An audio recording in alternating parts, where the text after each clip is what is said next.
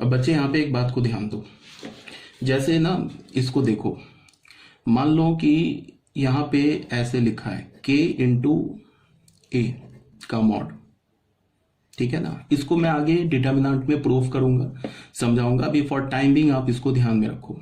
अगर एक order n है, एक ऑर्डर जो है ना, ये तो स्केलर हो गया, ये एक मैट्रिक्स हो गया।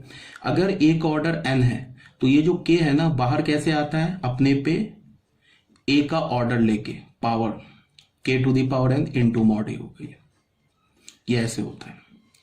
अगर k का a का ऑर्डर 2 है तो ये जो स्केलर को अगर तुम डिटर्मिनेंट से बाहर करोगे तो ये क्या हो जाएगा, k square into determinant a।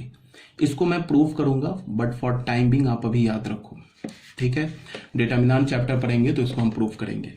अब तुम बताओ, ये i का ऑर्डर क्या है, 2, इस 7 को मैं बाहर करूंगा तो ये हो जाएगा 7 स्क्वायर इंटू मॉड i।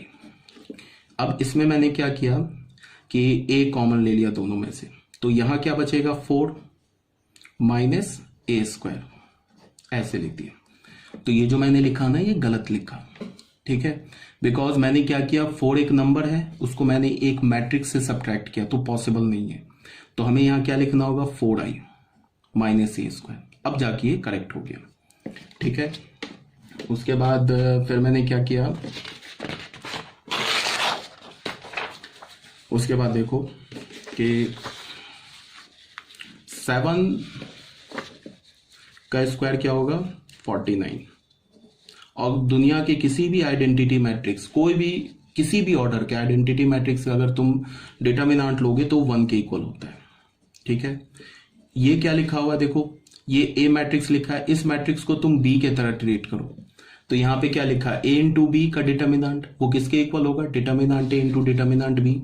तो ये क्या हो जाएगा, डिटर्मिनेंट ए इंटू डिटर्मिनेंट बी, तो ये हो जाएगा 4i माइनस ए स्क्वायर, ठीक है ना। अब जरा तुम ध्यान से देखो, हमें फाइनली क्या मिला, determinant of A into 4i minus A square का डिटर्मिनेंट इज इक्वल टू 49। अब ये बताओ कि ये क्या हमारे पास डिटर्मिनेंट ऑफ ए एक रियल नंबर है, ये क्या हमारे पास, ये भी एक रियल नंबर है। तो अगर मैं बोलूं कि किसी भी दो रियल नंबर का प्रोडक्ट अगर एक कांस्टेंट के इक्वल आ जाए, 49 के इक्वल आ जाए, तो क्या वो दोनों रियल नंबर 0 हो सकता है, बिल्कुल नहीं हो सकता, ठीक है ना। बिकॉज कोई भी दो रियल नंबर का प्रोडक्ट अगर 0 नहीं आ रहा है तो वो दोनों रियल नंबर भी 0 नहीं है। तो यहां से हमें क्या पता चला, यहां से हमें पता चला determinant of A is not equal to 0 and, और नहीं, and determinant of 4i minus A square, ये भी नॉट इक्वल टू 0 मिला। तो इससे तो हमें कोई मतलब ही नहीं है, हमें तो इससे मतलब है। तो यहां से हमें क्या पता चला, determinant of A not equal to 0, this implies that A is a non singular matrix. ये क्या हमें मिल गया, non singular matrix, hence A is an invertible matrix.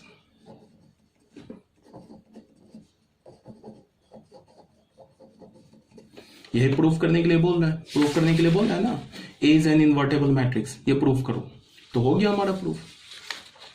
Invertible matrix inverse निकालने के लिए नहीं बोल रहा है, अभी तो इनवर्स मैंने बताया नहीं है तुम लोगों को, इनवर्स हम आगे सीखेंगे।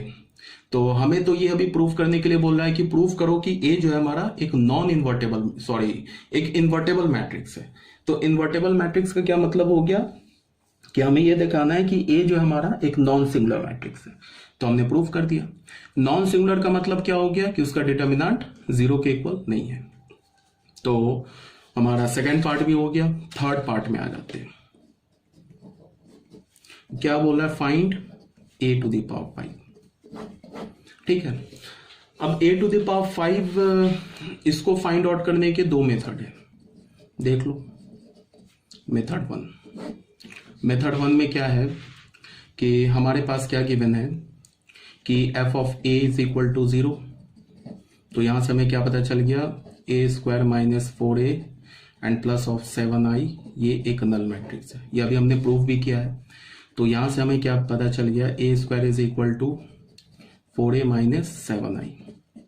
अब हमने क्या किया कि दोनों साइड हमने a क्यूब मैट्रिक्स से या तो प्री मल्टीप्लाई कर दिया या तो पोस्ट मल्टीप्लाई कर दिया। देखो एक बात, अगर यहां पे ना मैं a क्यूब से एक साइड प्री मल्टीप्लाई कर दूं और एक साइड पोस्ट मल्टीप्लाई कर दूं तो भी हमारा करेक्ट हो जाएगा, कोई प्रॉब्लम नहीं है, क्योंकि यहां पे ए और ये आइडेंटिटी मैट्रिक्स इन्वॉल्व है, तो करेक्ट हो जाएगा। यहां मैं अगर ऐसे लिख दूं कि ए क्यूब इंटू ए स्क्वायर, यहां तो ए क्यूब प्री मल्टीप्लाई कर दिया और यहां मैंने लिख लिया 4a minus 7i into a cube, यहां ए क्यूब पोस्ट मल्टीप्लाई कर दिया, तो ये करेक्ट हो जाएगा। क्यों हो जाएगा? बिकॉज यहां पे हमारे पास एक आइडेंटिटी मैट्रिक्स है और एक ए मैट्रिक्स है, तो अगर तुम 4a इंटू ए क्यूब करोगे तो a टू द पावर 4 आ जाएगा, और minus 7i into a cube करोगे तो हमें पता है ना i इंटू ए क्यूब लिखूं या ए क्यूब इंटू आई लिखूं, ये तो इक्वल है, ठीक है, तो इसलिए ये करेक्ट हो जाएगा, ठीक है ना, यहां पे कोई प्रॉब्लम नहीं होगा। बट अगर यहां पे i की जगह एक दूसरा मैट्रिक्स b होता तो प्रॉब्लम क्या हो जाती कि अगर मैं पोस्ट मल्टीप्लाई करता, बात को सुनो ध्यान से, यहां पे तो मैंने प्री मल्टीप्लाई कर दिया, यहां पे अगर मैं पोस्ट मल्टीप्लाई करता तो हमारे पास मान लो कि ये ऐसे होता, सपोज दैट ऐसे होता 4a minus 7i into B cube, अगर मैंने ए क्यूब सॉरी एक के साथ पोस्ट मल्टीप्लाई किया तो इसका वैल्यू क्या होता 4a इंटू ए क्यूब, तो ये तो कोई प्रॉब्लम नहीं है, a इंटू ए क्यूब लिखो या ए क्यूब इंटू ए लिखो, a टू द पावर 4 ही आएगा। और यहां पे क्या हो गया minus 7i into a cube, तो यहां से हमें क्या मिल गया 4a into a cube minus 7a cube, तो ये हो जाएगा 4a टू द पावर 4, हो जाएगा 4a to the power 4 minus 7a cube, अगर मैंने पोस्ट मल्टीप्लाई किया होता तो। अब अगर सपोज दैट यहां पे होता 4a माइनस 7i, i की जगह एक 4a माइनस 7b मैट्रिक्स होता, और अगर मैंने यहाँ पे a क्यूब पोस्ट मल्टीप्लाई कर दिया तो यहां से वैल्यू क्या होता 4a to the power 4 minus 7b into a cube, और अगर मैंने a क्यूब प्री मल्टीप्लाई कर दिया 4a minus 7b into a cube, तो इसको हम क्या लिखते 4a to the power 4 minus 7a cube into b लिखते। तो यहां देखो ये वाला चीज और ये चीज ये इक्वल हो भी सकता है, नहीं भी हो सकता, इन जनरल ये इक्वल नहीं होता है, तो यहां गड़बड़ हो गया ना, प्री मल्टीप्लाई ए क्यूब से किया या हमने पोस्ट मल्टीप्लाई ए क्यूब से किया या प्री मल्टीप्लाई ए क्यूब से किया, तो रिजल्ट डिफरेंट हो गया ना।